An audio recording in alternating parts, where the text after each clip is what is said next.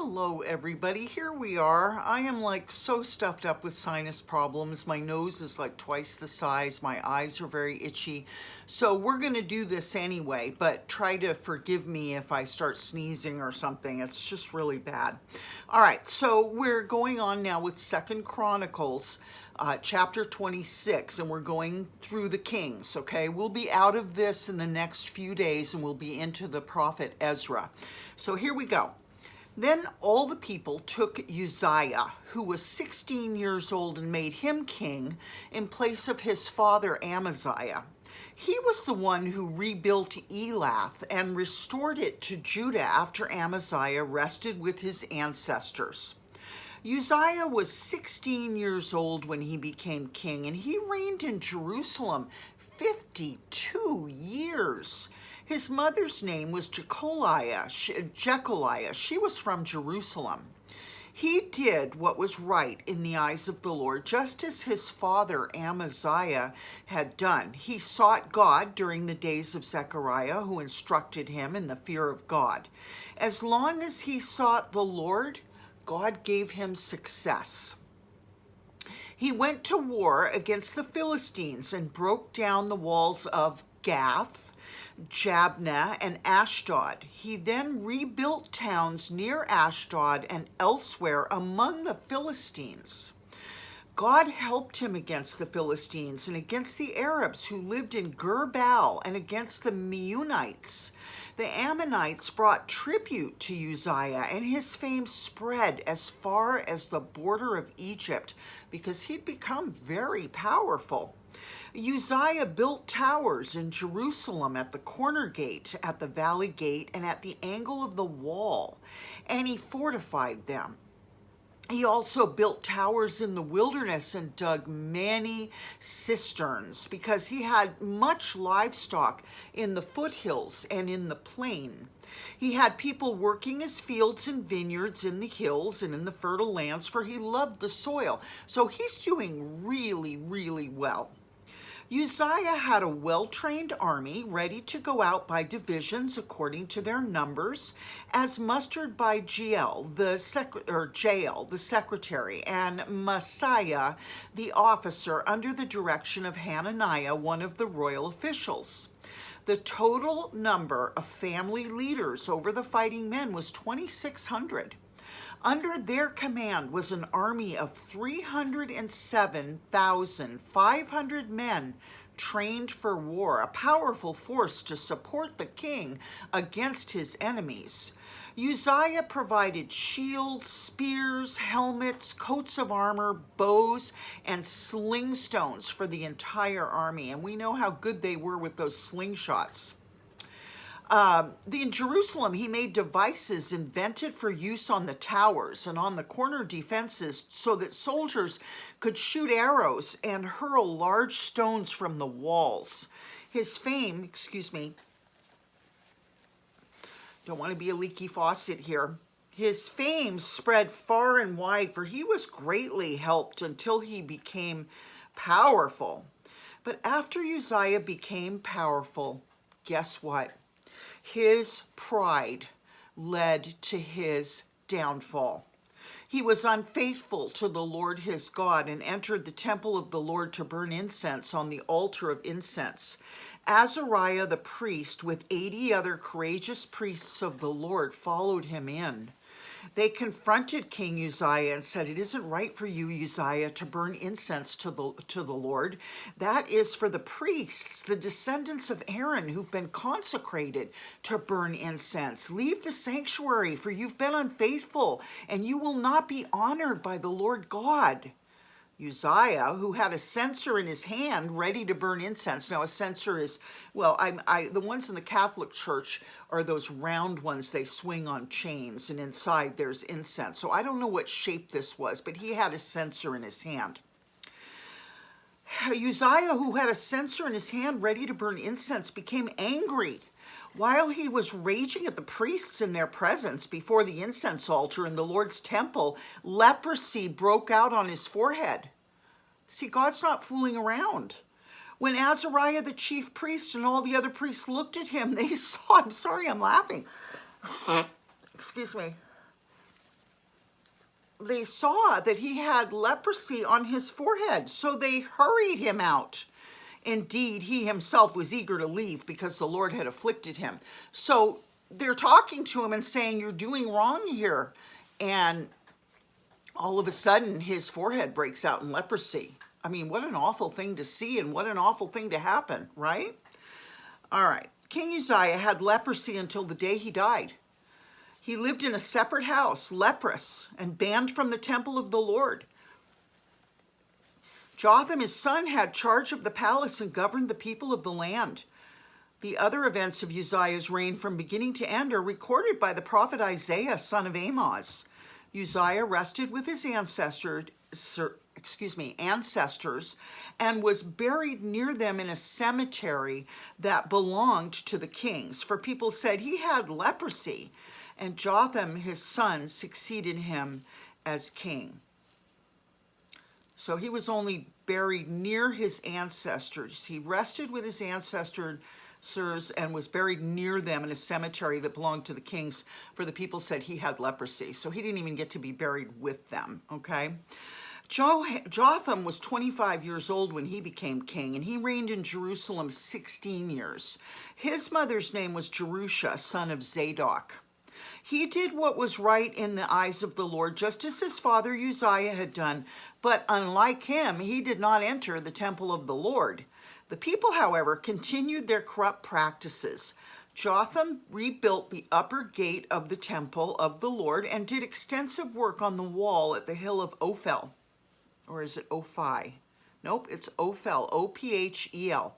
He built towns in the hill country of Judah and forts and towers in the wooded areas. Jotham waged war against the king of the Ammonites and conquered them. That year, the Ammonites paid him 100 talents of silver, 10,000 cores of wheat, and 10,000 cores of barley. The Ammonites brought him the same amount also in the second and third years, so they continued to pay tribute to him, I guess. Jotham grew powerful because he walked steadfastly before the Lord. And that's how we need to walk, people. Don't let people draw you away from what you know is right. The other events in Jotham's reign, including all his wars and the other things he did, are written in the book of the kings of Israel and Judah. He was 25 years old when he became king, and he reigned in Jerusalem 16 years. Jotham rested with his ancestors and was buried in the city of David, and Ahaz his son succeeded him as king. Ahaz was 20 years old when he became king, and he reigned in Jerusalem 16 years, just like his dad. Unlike David, his father, he didn't do what was right in the eyes of the Lord. Now, when they say David, his father, they mean David, the father of all of them, okay? Because this is David's city, all right? Hold on, I'm going to try not to sneeze. Unlike David, his father, he did not do what was right in the eyes of the Lord. Okay, so he's also different from the father before him, too. He followed the ways of, his own father. He followed the ways of the kings of Israel, and also, so if you're following the ways of the kings of Israel, you're not doing right, okay? Because they're in the way of Ahab, who was very evil with his wife Jezebel. He followed the ways of the kings of Israel and also made idols for worshiping the Baals, B-A-A-L-S. He burned sacrifices in the valley of Ben Hinnom and sacrificed his children in the fire. And, some comic relief there. Get a little clown honk. All right. Engaging in the detestable practices of the nations the Lord had driven out before the Israelites. He offered sacrifices and burned incense at the high places on the hilltops and under every spreading tree. Therefore, the Lord his God delivered him into the hands of the king of Aram. The Arameans defeated him and took many of his people prisoners and brought them to Damascus. So what I'm hearing here is that every time these people don't honor the Lord sends them into captivity, allows them to have diseases, all kinds of weird stuff happens. Now, is it the Lord? Well, I don't want to go there. What I will say is we do leave ourselves open when we don't serve the Lord for the enemy to do whatever he pleases, okay? Whether that means captivity, sickness, death, whatever. I mean, you're wide open, okay? Therefore, hold on. Oh, I'm going to sneeze. I'm sorry, guys. This is the worst season I've ever had in 64 years. All right. Therefore, the Lord his God delivered him into the hands of the king of Aram. Okay. The Arameans defeated him, hold on, and took many of his people as prisoners and brought them to Damascus. He was also given into the hands of the king of Israel, who inflicted heavy casualties on him. In one day, Pekah, P-E-K-A-H, son of Remaliah, killed 120,000 soldiers in Judah, because Judah had forsaken the Lord, the God of their ancestors, so they were wide open for the enemy to do whatever he wanted to them. Zikri, the Ephraimite warrior, killed Messiah, the king's son, Azrikam, the officer in charge of the palace, and Elkanah, second to the king. The men of Israel took captive from their fellow Israelites who were from Judah 200,000 wives and sons and daughters. They also took a great deal of plunder, which they carried back to Samaria. But a prophet of the Lord named Obed was there, and he went out to meet the army when it returned to Samaria. He said to them, because the Lord, the God of your ancestors, was angry with Judah, he gave them into your hand, but you've slaughtered them in a rage that reaches to heaven, and now you intend to make the men and women of Judah and Jerusalem your slaves. But aren't you, I'm sorry, guys. But aren't you also guilty of sins against the Lord your God? Now listen to me. Send back your fellow Israelites you've taken as prisoners, for the Lord's fierce anger rests on you. Then some of the leaders in Ephraim, Azariah son of Jehohanan, Berechiah son of Meshillemoth, Jehezekiah son of Shallum, and Amasa son of Hadlai, confronted those who were arriving from the war. You must not bring those prisoners here, they said, or we'll be guilty before the Lord. Do you intend to add to our sin and guilt? For our guilt's already great, and his fierce anger rests on Israel. So the soldiers gave up the prisoners and plunder in the presence of the officials and all the assembly. The men designated by name took the prisoners, and from the plunder they clothed all who were naked. They provided them with clothes and sandals, food and drink, and healing balm. All those who were weak they put on donkeys. So they took them back to their fellow Israelites at Jericho, the city of palms, and returned to Samaria. So they were trying to now do right in front of the Lord, okay? At that time, King Ahaz sent to the kings of Assyria for help. The Edomites had again come and attacked Judah and carried away prisoners, while the Philistines had raided towns in the foothills and in the Negev of Judah.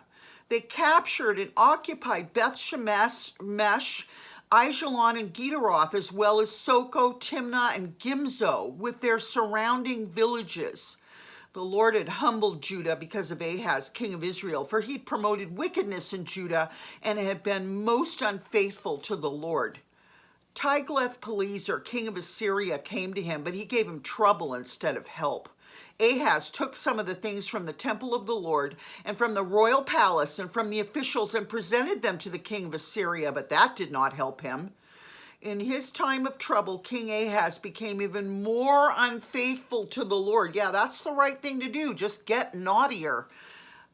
He offered sacrifices to the gods of Damascus who had defeated him, for he thought, since the gods of the kings of Aram have helped them, I'll sacrifice to them so they'll help me. This is very primitive. But they were his downfall and the downfall of all Israel. Ahaz gathered together the furnishings from the temple of God and cut them in pieces. He shut the doors of the Lord's temple and set up altars at every street corner in Jerusalem. So he's defiling Judah completely.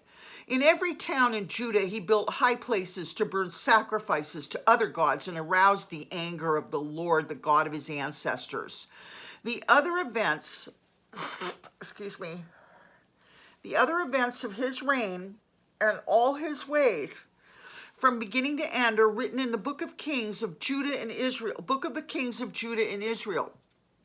Ahaz rested with his ancestors and was buried in the city of Jerusalem, but he wasn't placed in the tombs of the kings of Israel.